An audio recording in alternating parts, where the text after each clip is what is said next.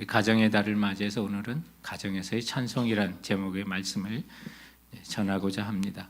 오늘 저희들은 사무엘상 2장 1절부터 11절을 읽었는데요. 이 찬송의 그 시를 한나의 기도 찬양이다, 이렇게 한나의 기도의 노래다, 이런 별명을 갖고 있는 그런 본문이 되겠습니다. 기독교 용어 사전에 보면 찬송이란 하나님의 이름을 높여드리는 영혼의 노래, 이렇게 간단하게 정의가 되어 있습니다. 하나님의 이름을 높여드리는 영혼의 노래. 그러므로 곡조가 있는 노래로 불러서 하나님을 높여드릴 수 있는 뿐만 아니라 여러 가지 악기를 통해서도 하나님의 이름을 높여드리면 그 또한 좋은 찬송이 되는 겁니다. 몸으로도 하나님을 찬송할 수 있죠. 우리가 율동이나 행동을 통해서도, 몸짓을 통해서도, 어떤 사인을 통해서도 우리 하나님의 이름을 높여드린다면 하나님이 기뻐 받으시는 또 찬송이 되는 것입니다. 그래서 우리가 이런 정의에 신경을 쓰고요. 목소리가 좋던 우리가 은사와 관계없이 정말 하나님의 이름을 높여드리는 영혼의 마음을 담은 노래를 주님께 드린다면 하나님이 기뻐 받으시는 것입니다. 저는 최근에 가장 큰 은혜 받은 또 찬송은 지난 목요일에 우리 여성 예배에서 우리 한 자매님이 찬양을 부르시는데 8년 전에 혀암 수술을 받으신 분이 말을 할 수 없다고 그랬어요. 그런데 노래를 또렷이 듣는 그 가사의 내용으로 찬양을 하셔서 제가 놀랐어요. 물어봤어요. 그 혀암 수술 받으신 거 혀가 잘합니까? 그랬더니 잘하진 않는데요. 그런데 어떻게 이렇게 찬양합니까? 하나님 은혜 주셔서 그 말을 할 수 없다고 그랬는데 말을 한다고 하니까 그 목소리로 하나님을 찬송하니까 에제르 예배에서 정말 여성들 예배에서 그 목소리를 가지고 찬양하니까 너무나도 큰 은혜가 됐어요. 하나님이 기뻐 받으시는 찬송은 그래요. 하나님의 이름을 높여드리는 영혼의 노래는 하나님이 다 영광을 받으시는 거예요. 그러므로 우리 가정에서도 정말 정성을 다한 예배를, 찬송을 주님 앞에 올려드렸으면 하는데요. 특히 오늘 본문을 통해서 한나의 기도 노래를 통해서 우리가 하나님께 올려드릴 우리 가정의 찬송을 좀 배웠으면 합니다. 오늘 본문을 통해서 우리에게 가르쳐주는 첫 번째 교훈이 있다면 그거는 구원받음으로 인해서 찬송하라는 거예요. 여러분, 찬송은요 구원받은 사람이 하는 거예요.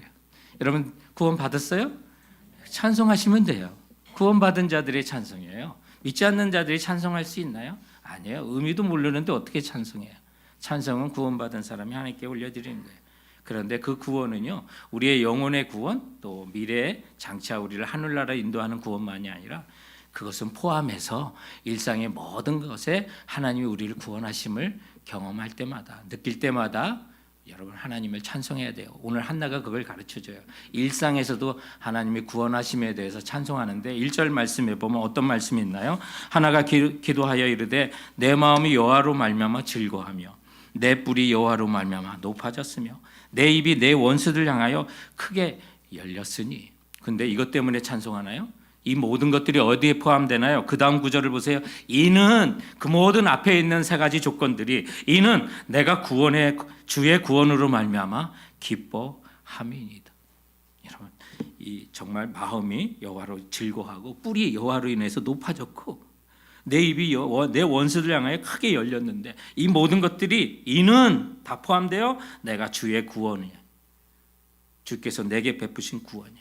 그 구원으로 말미암아 기뻐한다는 거예요. 한나가 우리 사무엘상 1장에 보니까 어떤 마음이 있었어요? 10절에 보면 한나의 마음이 괴로웠다고 그랬고요. 15절에는 나는 마음이 슬픈 여자라고 그래요. 슬픔을 간직하고 있었던 사람이에요. 16절에는 마음의 원통함과 격분됨이 많다고 표현하고 있어요. 그런데 그 여인이 지금 즐거워하고 기뻐하고 있어요. 무엇 때문에? 주의 구원하심 때문에. 하나님의 구원하심 때문에 기뻐하는 거예요. 하나님의 구원하심이 그녀에게 어떤 모습으로 나타났나요? 자신의 뿔을 여호와로 말미암아 주께서 높여 주셨다고 말합니다. 여러분, 이스라엘은 목축사예요. 동물들을 기르는 그런 사회이기 때문에 동물들의 뿔에 대한 그 의미를 잘 알잖아요. 명예, 권세, 어떤 권리를 상징하는 거예요. 염소나 양이나 소나 이런 것들이 뿔이 있어야 힘을 쓸 수가 있고요. 방어도 적들이 공격해 올 때 뿔이 있어야 막을 수 있는데, 그렇지, 그와 같은 뿔은 그런 동물들의 권세와 힘을 상징하는 것인데 또 아름다움을 상징하는데 오늘 여호와께서 한나에게 뿔을 주님께서 높여주셨다고 그렇게 말하고 있어요. 한나의 모습을 여러분 우리가 1장에서 살펴봤잖아요. 분인나라고 하는 여인으로 인해서 본부인으로서 그녀가 한나가 자격과 권리를 무시당하면서 살았던 거예요. 악한 여자 불인나로 인해서 매일같이 무시와 고통을 당하면서 살았던 거예요. 그런데 한순간에 하나님께서 불인나의 뿔을 꺾어버리시고 한나의 뿔을 높여주셨다고 말해요.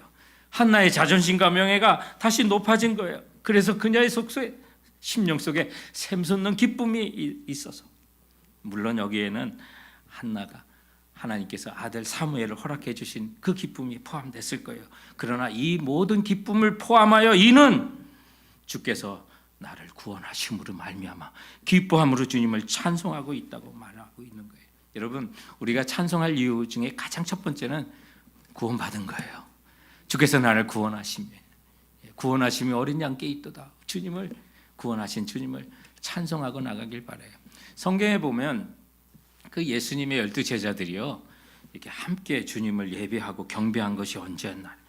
개별적으로는 예수 그리스도가 하나님의 아들이심을 믿고 확신하면서 경배한 사실들은 있는데 그 12명이 공동체가 예수님께 함께 예배하고 찬송하는 얘기가 언제였나 이렇게 살펴보는 게 제가 마태복음을 이제 지난주에 읽었는데요.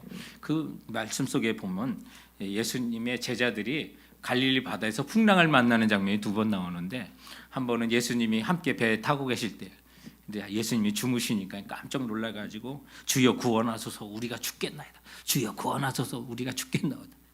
그런데 한 번은 마태복음 14장에 예수님이 타고 있지 않을 때 배에 있는 사람들이 예수님께서 풍랑 가운데 무리를 걸어와서 구원했을 때 그들이 예수께 절하며 이르되 진실로 하나님의 아들이소이다. 제자들이 함께 주님 앞에 경배할 때는 언제였냐? 구원받았을 때예요. 구원받았을 때. 그 전에 같이 그들이 정말 예수님을 경배한 적이 있을까? 찾아보니까 없더라고요. 예수님이 나병 환자를 치유했을 때 제자들이 경배했나? 아니에요. 간음한 여인 용서했을 때, 군중들에게 설교했을 때 정말 마음에 팍팍 와닿는 그런 설교했는데도 함께 경배하지 않았어요. 그런데 제자들이 기꺼이 정말 예수님께 온 공동체가 함께 예배드리고 경배할 때가 언제나 자신들이 구원받았을 때, 그 무리가 구원받았을 때. 여러분 그러므로 찬송이라는 건 경배는요 구원받은 자들이 해야 돼요. 그리고 구원받은 경험이 있다면 주님을 찬송하는 것이 마땅합니다. 찬송할 이유가 없다고 생각하지 마세요.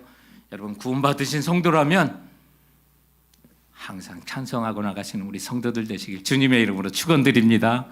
오늘 말씀을 통해 보니까요 우리가 주님 찬송하는 것은 환경으로 인한 것이 아니라 하나님으로 인해서 찬송하시면 돼요. 하나님이 나의 하나님 되신 거, 하나님이 우리 하나님 되신만으로도 찬송하고 경배하며 나가야만 하는 거예요. 우리는 어떤 상황이 좋아야만 찬송할 수 있을 것처럼 흥얼흥얼.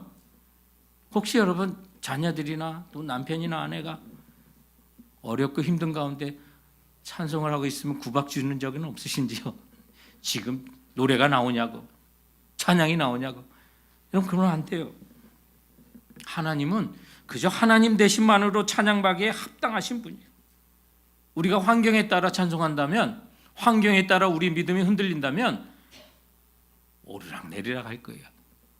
그렇기 때문에 우리 믿음이 흔들리지 않으려면 주만 바라보는 거고요. 그래서 말씀만 의지하는 거예요. 우리 감정은요, 우리 마음은 진짜 변덕이 죽 끓듯 해요. 올랐다 내렸다 막 죽이 끓는 것처럼 끓기도 하고 식기도 하는 거예요.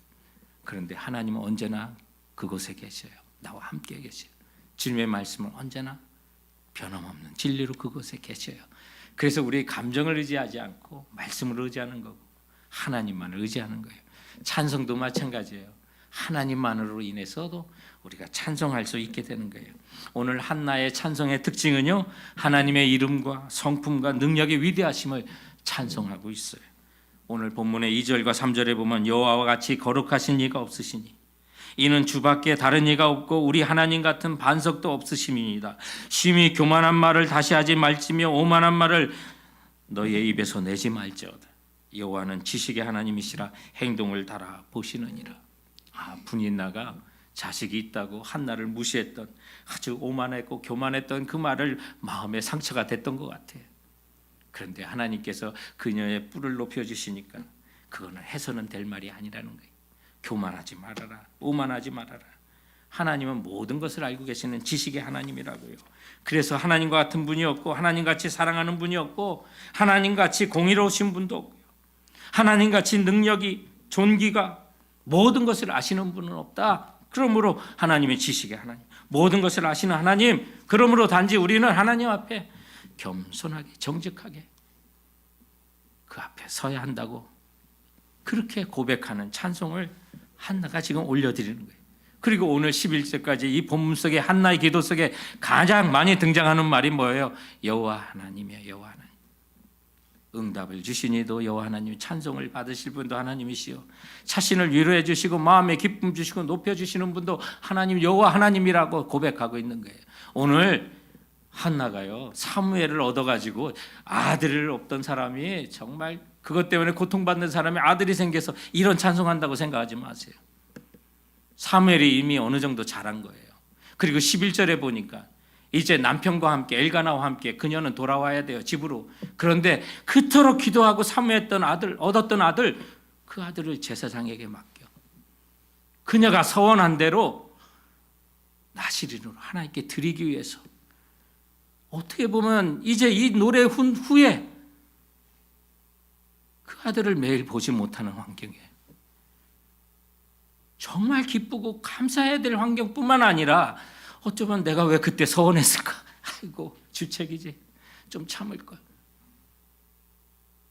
그때는 아들이 없다 보니까 그토록 바라면서 주님께 서원했는데, 하나님 긍휼과 은혜가 풍성하신 분이니까 이번 한번 물려주세요 했을지도 모르겠어요.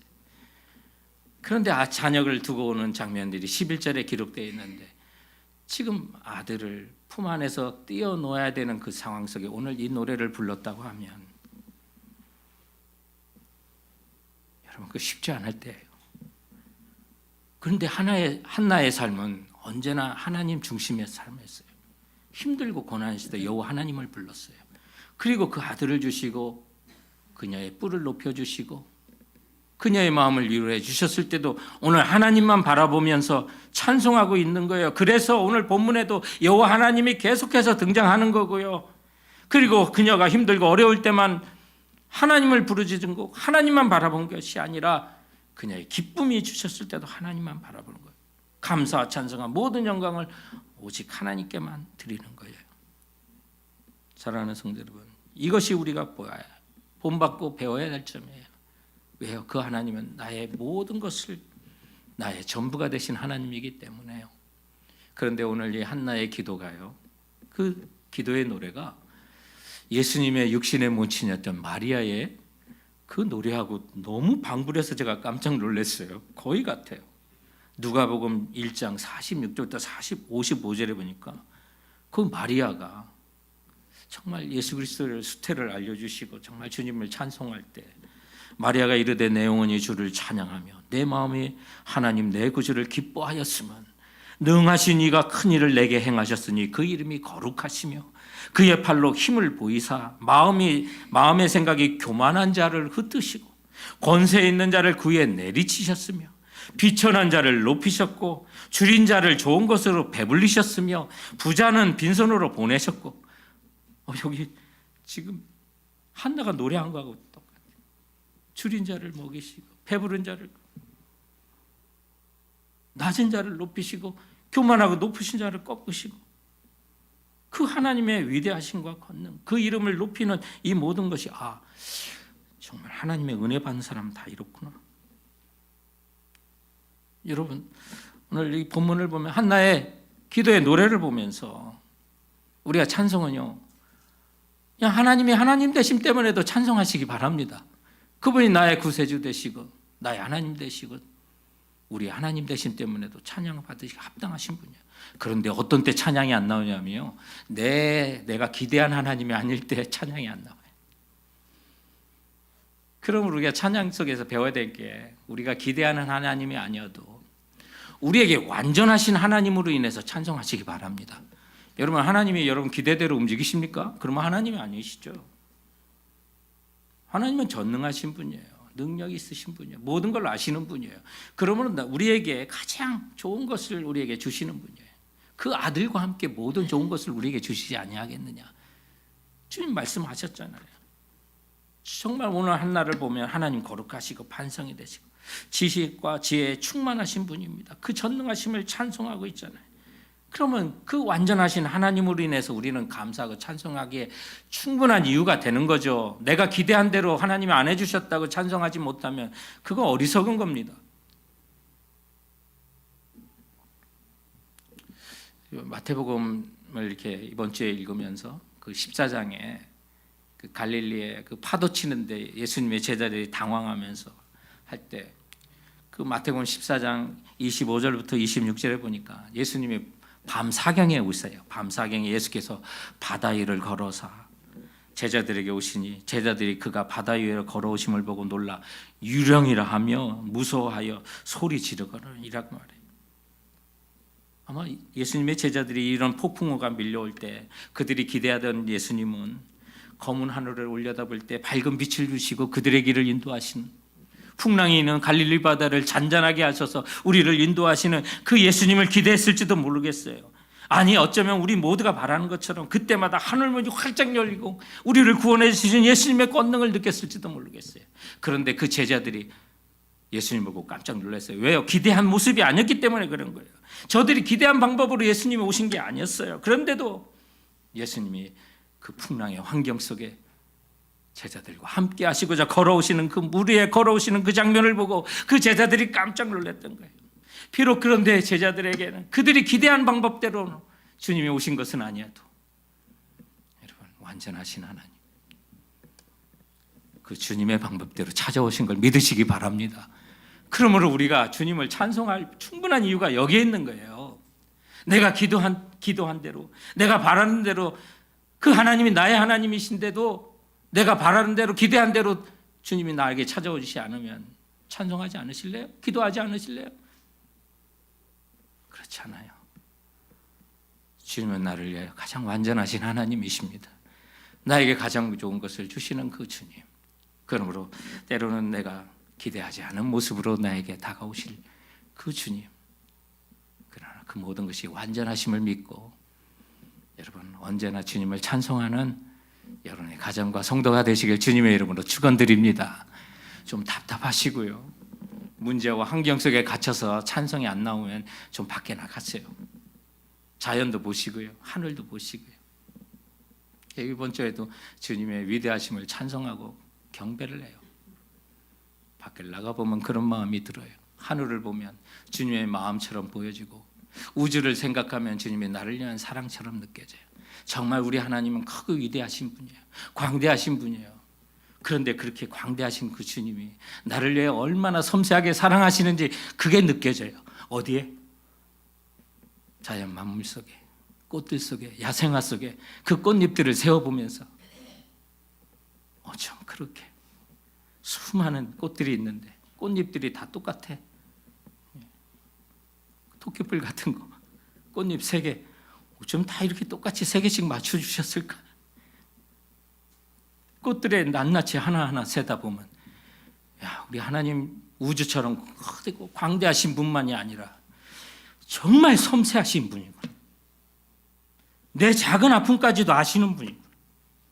그처럼 사랑하실 수 있는 분이구나. 내 가슴 속에 와서도 나의 아픔을 만져주실 수 있는 분이구나. 이 작은 것, 수많은 야생화, 이름 모를 그 꽃 속에서도, 그 꽃잎 속에서도 하나님의 그 섬세하심이 보이면서 나를 사랑하시는 그 주님이 우주처럼 크고 광대하신 분뿐만 아니라 섬세하시고 나를 찾아오셔서 위로하시고 나를 위한 이와 같은 섬세한 사랑으로 만져주시는 우리 하나님이시구나 하는 사실을 깨닫게 됩니다.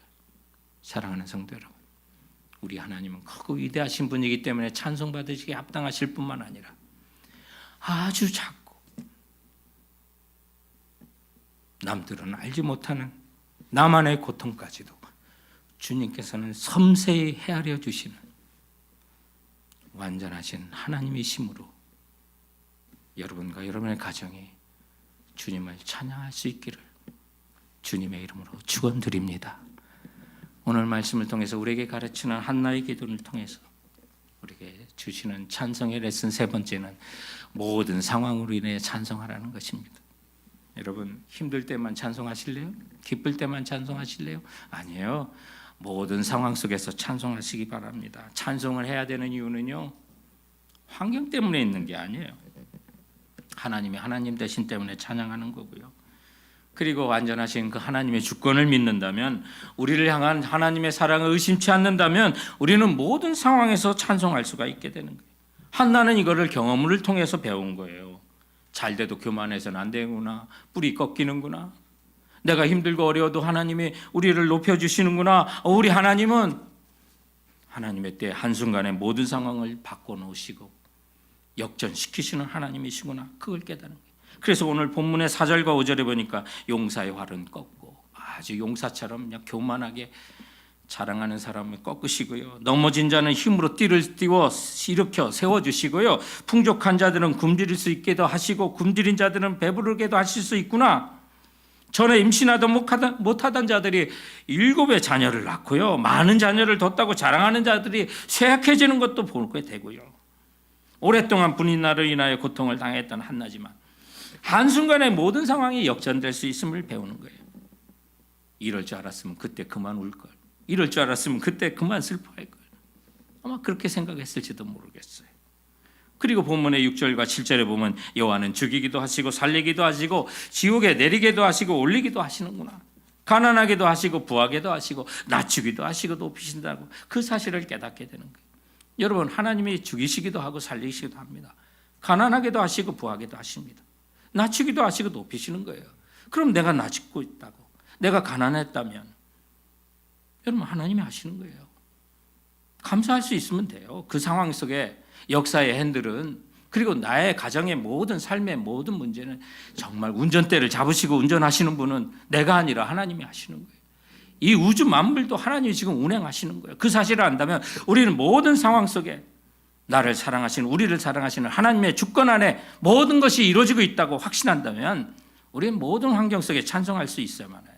그러면 바로 지금부터 여러분 찬송하세요. 오늘 이 순간에도 찬송하시기 바랍니다.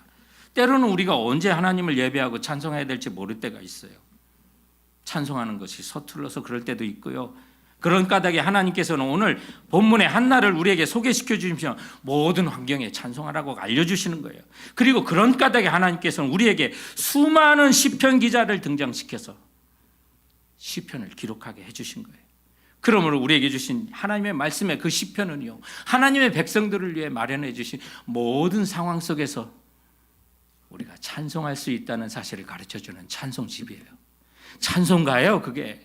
그래서 그 시편을 보면요, 우리가 얼마나 하나님께 갈급한 마음이 있으면 모든 상황 속에 찬송할 수 있는지, 그 찬송의 시와 기도문들이 거기에 빼곡히 담겨 있어요. 고통 가운데 찬송할 수 있구나, 시편 기자가 보여주는 거예요. 우리가 원수를 물리치고 승리했을 때 그때 찬송할 수 있다는 거 거기에 가르쳐주고요. 또 어떤 구절을 보니까 가족이 세상에 떠난 그 슬픔 속에서도 찬송할 수 있다는 거 보여주고요. 우리가 주님을 찬송하는데 하나의 공식만 있는 것이 아니구나.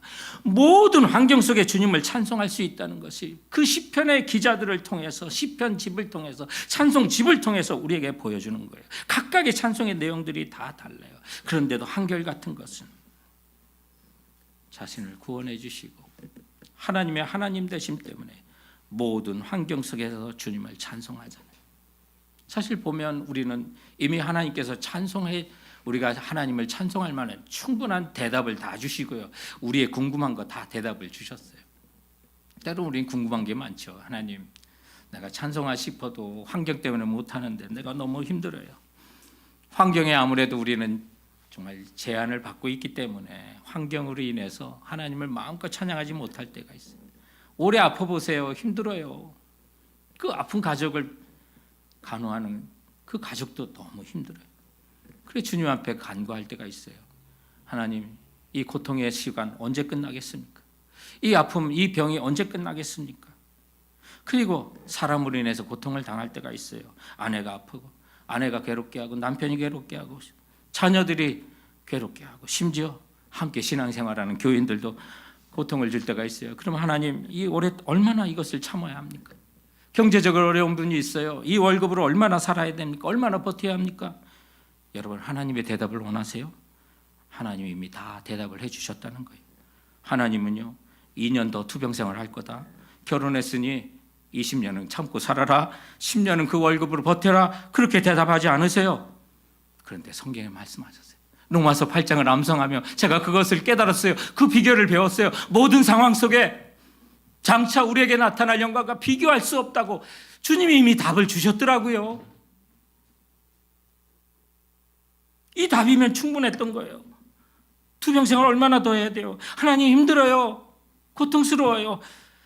경제적으로 어려워요. 얼마나 더 살아야 돼요? 장차 너에게 나타날 영광과 비교할 수 없다. 때로는 세상 가운데 의식되고 싶고 교만하고 싶은 일들이 발생해요. 자녀들이 잘 돼요. 승진을 해요. 진급을 해요. 월급이 올라요. 이 정도면 자랑하고 싶어요. 근데 주님께서 그때마다 우리를 겸손하게 하셔요. 장차 나타날 영광과 비교할 수 없다. 겸손하라고 그 메시지를 주시는 거예요. 모든 상황 속에서 나의 궁금한 거, 여러분의 형편에 따라서 답을 주셔요. 근데 로마서 8장만 이런 답을 주셨을까요? 아니에요. 이 성경 전체에 주님께서는 우리의 모든 환경 속에 답을 주시고 계세요. 그러므로 사랑하는 성도 여러분, 그렇다면 우리가 모든 상황 속에 하나님을 찬송할 충분한 이유가 있는 거 아니겠습니까? 장차 이루어질 모든 영광에 좋게 비교할 수 없도다. 오늘 이 사실이 고통과 아픔이라도 세상 가운데 자랑하고 싶은 정말 좋은 일들에도 이 모든 상황 속에 주님을 찬송하는 여러분들과 여러분의 가정 되시길 주님의 이름으로 축원드립니다. 기도하시겠습니다.